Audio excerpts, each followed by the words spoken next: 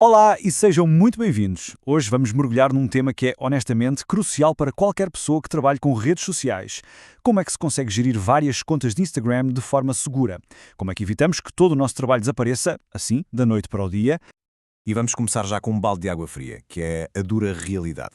Para o Instagram, a lógica é muito simples. Se várias contas parecem vir do mesmo sítio ou ter comportamentos semelhantes, então, para todos os efeitos, são a mesma entidade. Na prática, é como se fossem todas culpadas por associação, até que se consiga provar, sem margem para dúvidas, que são independentes. E claro, isto representa um risco gigante para marcas, para criadores, para agências, para toda a gente. Ora bem, para nos defendermos, a primeira coisa a fazer é perceber contra o que estamos a lutar. Temos de conhecer as armas do adversário. E o Instagram tem um verdadeiro arsenal de penalizações. É absolutamente fundamental conhecer cada uma delas para sabermos o que podemos estar a enfrentar. E quero que isto fique bem claro. Mesmo quem joga pelas regras não está 100% a salvo. O algoritmo é implacável e às vezes pequenas sobreposições, coisas que nos parecem completamente inocentes, são mais do que suficientes para ativar penalizações que podem ser muito, muito severas. Então vamos lá ver isto em detalhe. Primeiro, o bloqueio da ação. Este é o aviso mais leve, é quase uma palmadinha na mão. Basicamente impede-nos de interagir durante umas horas ou talvez uns dias. Depois, as coisas ficam bem mais sérias com o shadow ban. Aqui, a conta torna-se praticamente invisível para quem ainda não a segue, o que na prática aniquila por completo qualquer hipótese de crescimento. E por fim, o pior cenário de todos, o banimento permanente. É o fim de jogo. A conta é simplesmente apagada e não há volta a dar. E o ponto mais assustador aqui é que um problema numa única conta pode perfeitamente levar a um banimento em cadeia de todas as outras que o Instagram considera estarem ligadas.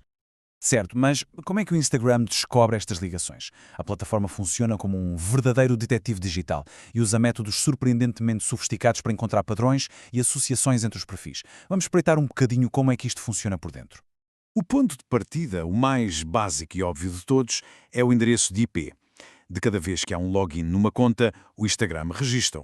Se várias contas são acedidas regularmente a partir do mesmo Wi-Fi, seja o de casa, de escritório ou até de um café, para o algoritmo isto é um sinal claro e inequívoco de que há uma ligação.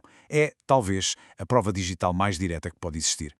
Mas não pensem que a detecção para no IP, longe disso. Mesmo que se usem IPs diferentes, entra em jogo uma coisa chamada impressão digital do navegador. O que é fascinante e um pouco assustador é que cada dispositivo tem uma espécie de ADN digital. É uma combinação única de dezenas de parâmetros. Por isso, mesmo que se usem proxies diferentes para cada conta, se todas partilharem a mesma impressão digital, o Instagram continua a vê-las como ligadas. E para além de toda esta parte técnica, o algoritmo é um perito a detectar padrões de comportamento, publicações que são perfeitamente sincronizadas entre contas, reutilização constante das mesmas hashtags, seguir exatamente os mesmos perfis. Tudo isto são bandeiras vermelhas gigantes que gritam automação. E o Instagram odeia tudo o que não parece humano. E um detalhe importante. Até a partilha de um simples e-mail de recuperação é mais do que suficiente para criar uma ligação que o algoritmo, acreditem, nunca mais vai esquecer. Ok, acho que já percebemos a dimensão do problema. Agora vamos à parte boa, as soluções. A excelente notícia é que é totalmente possível retomar o controle. Com a estratégia certa, podemos construir uma autêntica fortaleza à volta de cada conta, tornando-as independentes e seguras aos olhos do algoritmo. E aqui está o plano de ação. E atenção, cada uma destas regras é e tem de ser inegociável. Primeiro, um IP por conta, sempre usando proxies. Segundo, ambientes de navegador completamente separados para não haver contaminação de dados. Terceiro, comportamento humano. Tem de ser variado, orgânico. Quarto, para contas novas é preciso um aquecimento gradual para não levantar suspeitas. E por último, mas não menos importante, dados de contacto e de pagamento têm de ser totalmente únicos para cada perfil. Todas juntas, estas regras criam um isolamento que é praticamente perfeito.